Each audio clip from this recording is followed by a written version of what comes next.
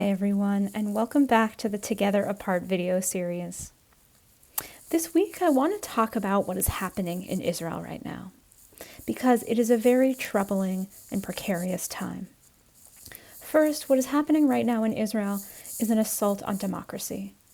The current government, the most extreme right-wing government in Israel's history, is advancing a political plan to expand its power and to weaken the power of the country's judiciary.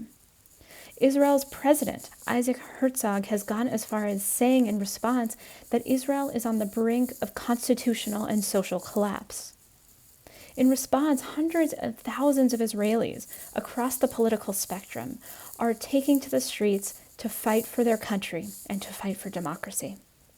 Second, Israel is reckoning with a devastating episode that took place this past week in the West Bank.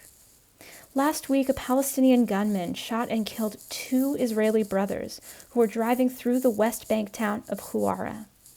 And in response, a group of extremist settlers retaliated against the people of that community. They burned cars, they burned buildings with innocent Palestinian families inside. They injured dozens of people and killed one innocent Palestinian. Now, as members of the larger Klal Yisrael, the Jewish people, we grieve the two Jewish souls who were taken before their time. At the same time, the response of these extremist settlers should also trouble us. Jewish organizations and commentators across North America and in Israel are going as far as saying that this episode was a Jewish pogrom against that Palestinian community.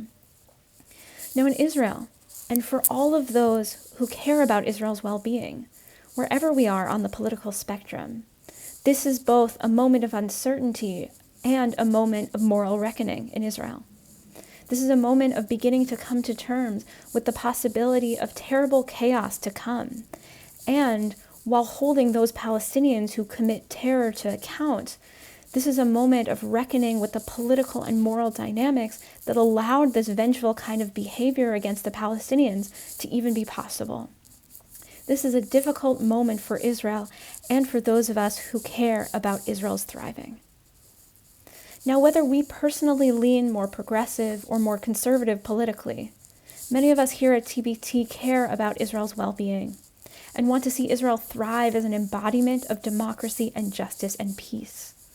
Many of us want to see Israel flourish by the words of its 1948 Declaration of Independence, which urges Israel to embody the freedom, justice, and peace which is envisaged by the Hebrew prophets. The vision of Israel, this vision of Israel, is under threat, and it is upon all of us who are invested in Israel's future and well-being to speak up and to fight alongside Israelis for democracy, for freedom, for justice, and for peace. With this, I want to invite us each to reflect this week.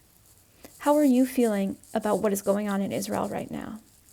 And what might it look like to support Israel by fighting alongside Israelis for its moral and political well-being? As usual, I look forward to hearing your responses to these questions. You can reach me at rabbi@bethtorah.org. I look forward to hearing what's on your heart and your mind.